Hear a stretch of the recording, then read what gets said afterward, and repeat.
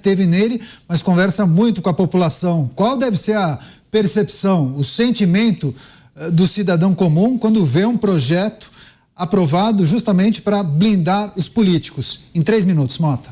Indignação. Daniel, ontem eu estava num carro com uma pessoa e eu não estava participando do programa, mas eu estava num carro com uma pessoa no Mato Grosso ouvindo o programa do rádio. E eu estou imaginando o que é que essa pessoa está sentindo hoje ouvindo essa notícia, né? Indignação. É tanto absurdo, é tanta loucura que a gente não sabe mais o que dizer. Parece que a intenção inicial desse processo, a maior intenção, era evitar que os políticos sofressem constrangimento em locais públicos.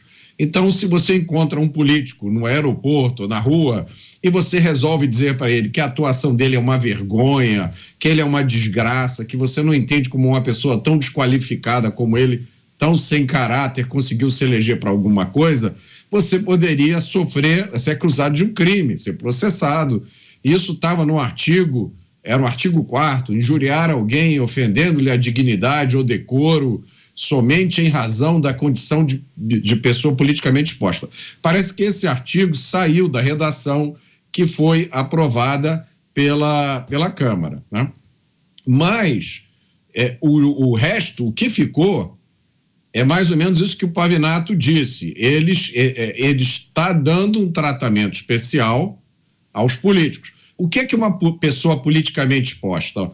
As entidades financeiras consideram uma pessoa politicamente exposta qualquer um que tenha tido alguma atividade ligada à política. Então, por exemplo, eu já passei por isso uma vez. Eu fui candidato 2 vezes e em determinado momento da vida eu tive que fazer uma transação com uma instituição financeira e ela exigia, lá tinha um item, você tinha que marcar, você é uma pessoa politicamente exposta.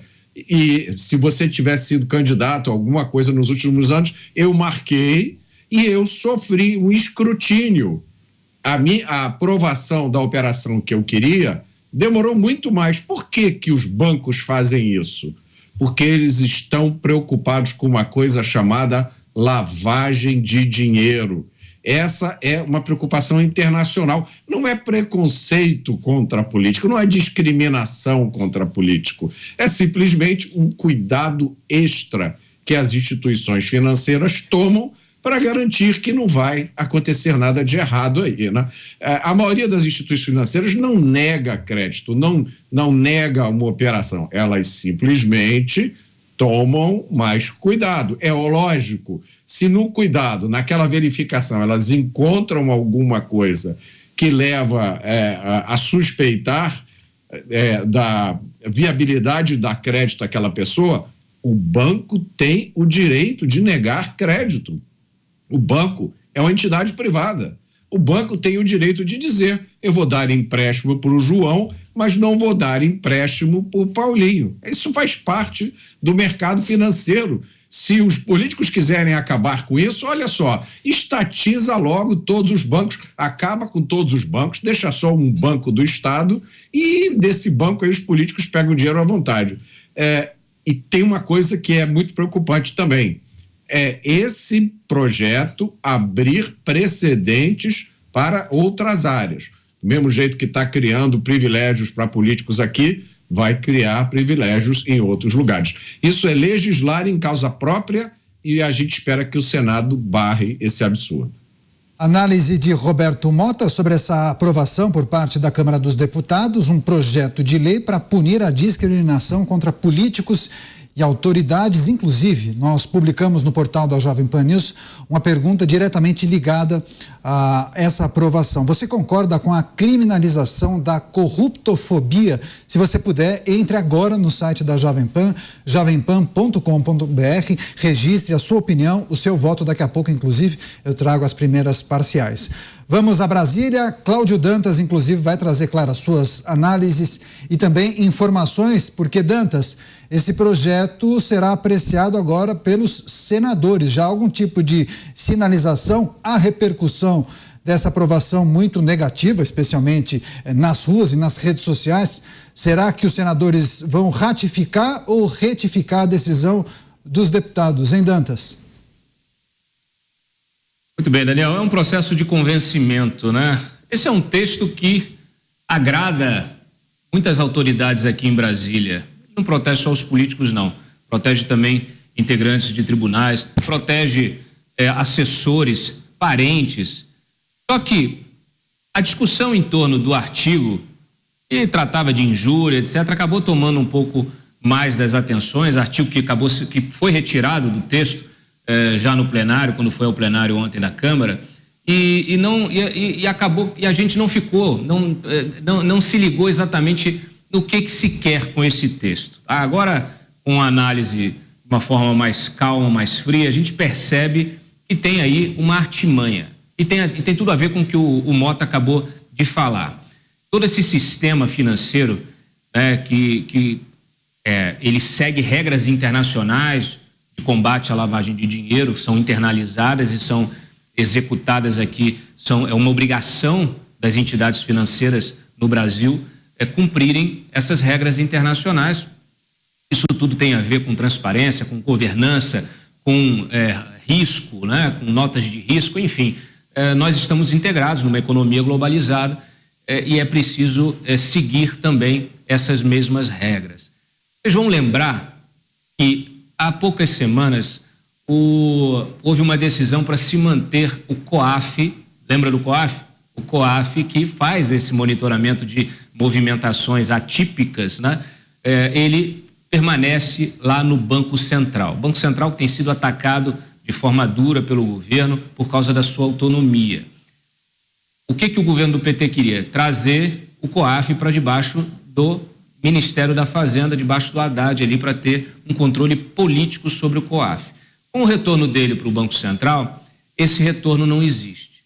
E a gente já viu na história nossa aqui de operações, de investigações, muito uso do COAF e também muita preocupação justamente dessas pessoas politicamente expostas com relatórios de inteligência, são produzidos de forma rotineira pelo COAF, muitos deles compartilhados com a Receita Federal e que acabam levando, às vezes, à abertura de apurações fiscais contra determinado contribuinte, se ele não tem ali, se tem uma incompatibilidade de patrimônio, né? Se tem patrimônio descoberto, e nós já vimos muitas autoridades envolvidas nesse tipo de apuração e na reação do sistema a esse tipo de trabalho, de investigação. Dito isso, o que está acontecendo? O texto deste projeto da Dani Cunha, que é o texto do Eduardo Cunha, do seu pai, naturalmente, ele, ao exigir que as entidades bancárias, entidades financeiras, que bancos e demais entidades financeiras informem, expliquem, no caso de negativas de aberturas de conta ou qualquer outro produto financeiro, expliquem de forma detalhada, por escrito, o que motivou a rejeição de determinado pedido de abertura. Você está fazendo o quê? Uma engenharia reversa, um trabalho de inteligência financeira reversa. Por quê? Porque se a entidade financeira é obrigada a dizer que, por exemplo, o fulaninho de tal, que é assessor do deputado X, não pôde, não teve acesso a uma conta bancária aqui, a gente não abriu uma conta bancária para ele, por quê? Porque existe um procedimento fiscal em aberto contra ele. Isso é informação pura, isso é informação de inteligência. Considerando o histórico que nós temos desses parlamentares, né, de investigações, de envolvimento, de corrupção, etc., o que você tem é uma forma de conseguir ter acesso a investigações em curso pela via inversa, né, do processo. Você vai saber através da ponta. Então você consegue saber. Imaginem, pessoas politicamente expostas, agora você tem até o assessor do gabinete. Isso não existe, não é prerrogativa, o assessor não é politicamente exposto. Então, assim, você tem parentes, você tem o parlamentar, quer dizer, você está criando uma situação em que os bancos vão precisar dizer, e isso tudo tem que correr por sigilo, porque são investigações sigilosas. Muitas vezes essas investigações envolvem financiamento de terrorismo, de atividades criminosas como o próprio narcotráfico, o tráfico de armas, para além da corrupção, Então, esse texto precisa ser rejeitado. Além dele ter uma série de inconstitucionalidades presentes, ele precisa ser rejeitado pelo Senado. Só que a gente sabe também que lá no Senado tem muita gente interessada em ter acesso a esse tipo de informação, de ter essa ferramenta, esse instrumento, de se empoderar com essa ferramenta para exigir dos bancos e demais instituições financeiras que informem. Tem alguma coisa contra mim aí? E contra a minha mulher? E contra o meu enteado? E contra o meu assessor? É disso que se trata.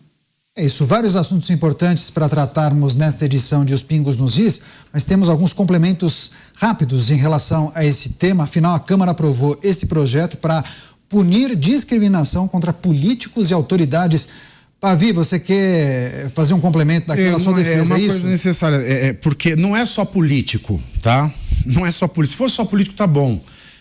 Lembra que ontem a gente estava falando aqui da decisão que soltou o cara do PCC, a revelia do devido processo legal, sem poder, mesmo com o trânsito em julgado da sentença penal condenatória do traficante, repito, o chefe do PCC, que foi preso com 2 quilos de cocaína e que o juiz, ele só anulou tudo e colocou ele na rua porque disse a abordagem policial foi preconceituosa. Se eles não fossem preconceituosos, eles nunca teriam feito a batida nele. E lembra que eu perguntava ao final, estamos virando um narco-estado? Essa notícia, ela tem tudo a ver com isso. Vou lhes dizer por quê. Existe um detalhe nesta lei que ela fala dos crimes de discriminação contra pessoas politicamente expostas, vírgula. Mas não são só elas. São as pessoas politicamente expostas, que são os políticos, os magistrados, os ministros, o pessoal da cúpula do Exército, quem trabalha com políticos, familiares dos políticos. Esses são os politicamente expostos. Mas tem aqui no meio, no bololô do artigo, pessoas politicamente expostas, vírgula. Pessoas que estejam, quaisquer pessoas, sejam eles traficantes, sejam eles políticos. Pessoas que estejam respondendo à investigação preliminar, isso no caso de funcionário público, termo circunstanciado, agora para qualquer pessoa, inquérito ou qualquer outro procedimento investigatório de infração penal, civil ou administrativa, ou pessoas que estejam respondendo a processos, ou mesmo as condenadas sem o trânsito em julgado da sentença penal condenatória. Logo, meus queridos, ele muda a lei que os bancos devem observar, dizendo o seguinte: negar a celebração ou a manutenção de contrato de abertura de conta corrente, concessão de crédito ou de outro serviço, qualquer serviço, a qualquer pessoa física ou jurídica regularmente inscrita na Receita, em razão da condição da pessoa politicamente exposta ou da pessoa que esteja respondendo à investigação preliminar, termo circunstanciado, inquérito ou a qualquer outro procedimento investigatório de infração penal, civil ou administrativa, ou de pessoa que figure na posição de ré no processo judicial em curso e do condenado sem o trânsito em julgado da sentença penal condenatória. Então, um estelionatário pode ser público e notório que a pessoa é estelionatária. Tem condenação, mas não transitou em julgado. Se com base da forma que está escrita esta lei, prestem atenção, da maneira que esta lei está escrita, o estelionatário pode chegar lá e falar, bom, não, mas você está respondendo por estelionato, tem aqui 590 boletins de ocorrência, tem 509 investigações criminais, tudo aponta que você é um estelionatário, que você usa o sistema bancário, tem até processo de banco contra você. Você não vai poder negar banco. Você não vai poder negar abrir conta para este sujeito. Não vai poder negar. E, ainda mais, a multa, tem uma multa desproporcional. Se você é o banco, se nega a abrir a conta, seja para pessoa politicamente exposta, e dentro do politicamente exposta, a lei já coloca os familiares, os apaniguados, etc, etc. Ao lado da pessoa politicamente exposta, as pessoas que estão investigadas ou que são réus ou que são condenadas, mas não está transitado em julgado, porque do jeito que o artigo está escrito, ele coloca tudo que não presta dentro desse artigo de lei. Eu, por exemplo, que nunca cometi um crime na minha vida, ou você, que nunca cometeu um crime na sua vida, se o banco chegar a falar desacordo comercial, manda a tua conta para a cucuia, você não pode fazer nada. Mas se você é político e se você é investigado por 200 mil crimes, aí é discriminação. Olha que ponto nós chegamos nesse país. E por que eu falei que se linka com a notícia de ontem? O André do Rap, por exemplo, que estava preso preliminarmente, tem helicóptero, tem mansão, tem iate, mas não tem profissão. De onde será que veio esse helicóptero? Ah, não sei, presunção de inocência.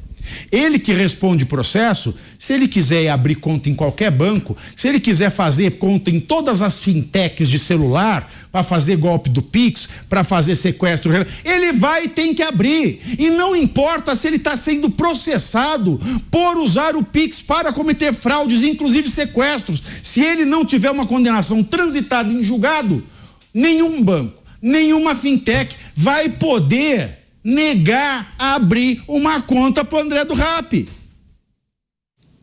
Olha que ponto chegamos. É um detalhe perverso da legislação, meus queridos. Eu vou ler várias vezes de novo, porque isso é inacreditável. São as pessoas politicamente expostas, vírgula, pessoas que estejam respondendo à investigação ou processo ou que foram condenadas e não tiveram o trânsito julgado da sentença penal condenatória. Não são pessoas politicamente expostas que estejam cometendo, que estejam sendo investigadas. Não são pessoas politicamente expostas que são réis em processos. São pessoas politicamente expostas, vírgula, pessoas investigadas, vírgula, pessoas processadas, vírgula, pessoas condenadas, mas sem trânsito de julgado. Então isso é é a boa técnica da língua portuguesa. A que ponto nós chegamos? A pessoa tem 1000 processos, não pode ser discriminada. E você que é cidadão de bem, pode. Muitas repercussões negativas acerca dessa aprovação por parte dos deputados aqui no chat do programa Os Pingos nos Is no YouTube. Vamos voltar a Brasília. José Maria Trindade também queria sua análise e sua avaliação, e se é que dá para fazer uma projeção em relação à votação no Senado Federal, Zé. Pois é um acordo, né? Isso aí é um projeto de acordo. E eu, Daniel, sempre digo o seguinte: sempre que os poderosos fecham um acordo por aqui, quem perde é exatamente o povo. Houve um momento em que o Congresso Nacional era muito mais corporativista, né? Permitia o emprego de parentes, permitia a candidatura de pessoas processadas e até condenadas. Foi imposta a lei ficha limpa ao Congresso Nacional, não foi uma decisão, a origem não foi o Congresso Nacional desse debate contra o nepotismo e assim por diante. Agora começa um trabalho inverso, ou seja, o Congresso Nacional está de novo se enchendo de vantagens e blindagens. Recentemente eu falei aqui sobre o projeto que já foi aprovado no Senado Federal e que depende da Câmara dos Deputados, por exemplo, que aumenta as prerrogativas dos advogados. O Congresso Nacional ele é dominado por advogados. Os advogados mandam no Congresso Nacional. Tanto é assim que o Estatuto da OAB ele é quase que todo constitucionalizado ou aprovado como se fosse uma lei. Então, o Estatuto dos Advogados, e é a única profissão, o CRM não aprovou no Congresso Nacional nem na Constituição o Estatuto do Médico desta forma, e isso tem transformado os advogados, que são muitos os advogados e deputados, em poderosos. Por exemplo, permitindo a prisão até de juízes. Esse projeto determina se houver qualquer desobediência às prerrogativas dos advogados. Eu acho que a prerrogativa de defesa, ela é necessária numa democracia. Mas o que está em jogo, está em debate, é exatamente esse tipo de acordo para aumentar as blindagens parlamentares. Isto aí é um efeito da Lava Jato. No momento da Lava Jato, logo depois, os políticos vieram com aquela frase, aquela história de que estão criminalizando a política. E, recentemente, um deputado me disse, o deputado Augusto Coutinho, de que o pior político é aquele que usa esse debate, né, dizendo, olha, os políticos são bandidos. E ele entra na política e acaba se transformando num político, dizendo eu sou melhor do que o político, e acaba no geral, ou seja, na verdade é um discurso para entrar na política. E o que está acontecendo agora é esse caminho, uma tentativa de blindagem, de aumentar os poderes e barrar Ministério Público e Judiciário.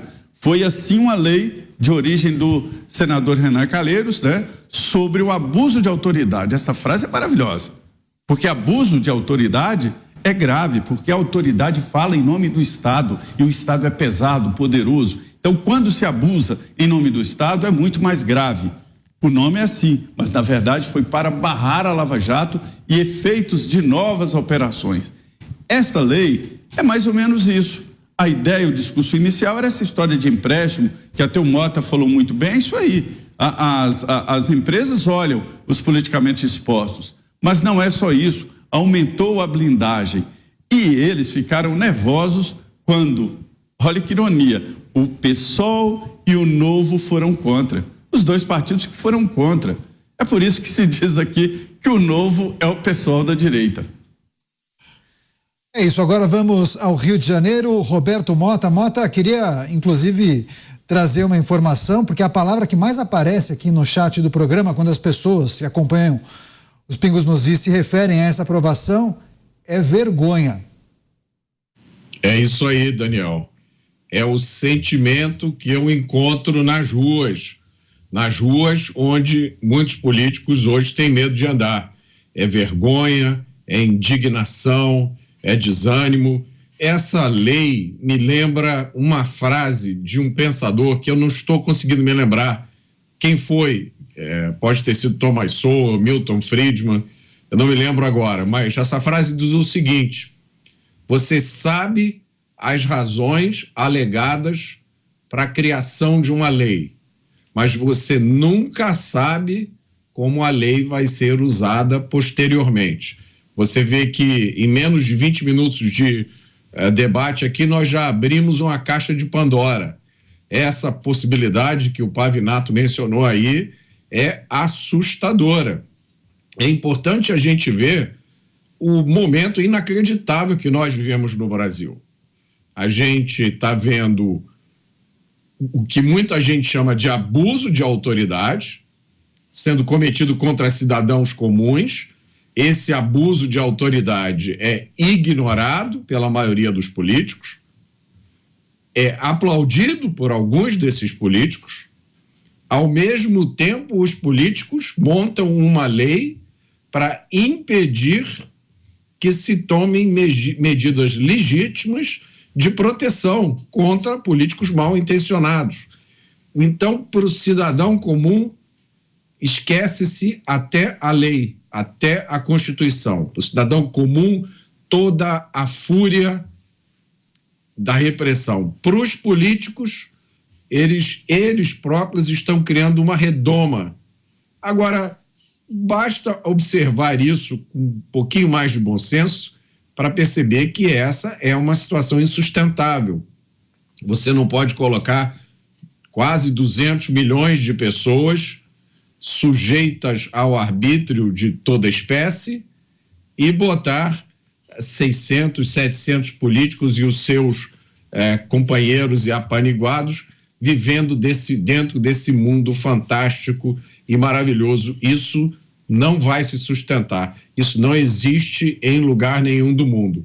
Então, nesse caso específico, mais uma vez, o Senado tem a responsabilidade, e eu já vi aqui nas redes sociais uma manifestação do senador Jorge Seife, dizendo que vai trabalhar para que esse projeto não seja aprovado de jeito nenhum, e vamos chamar, a gente espera que muitos senadores estejam assistindo esse programa, vamos fazer esse chamado ao Senado, no momento em que a gente vê, e não foi a primeira vez, esse episódio de ontem, esses episódios já vêm acontecendo há muito tempo, vários deles estão descritos no meu livro A Construção da Maldade, em que eu falo sobre o processo de destruição da segurança pública brasileira nos últimos anos. O que a gente está vendo hoje é estarrecedor.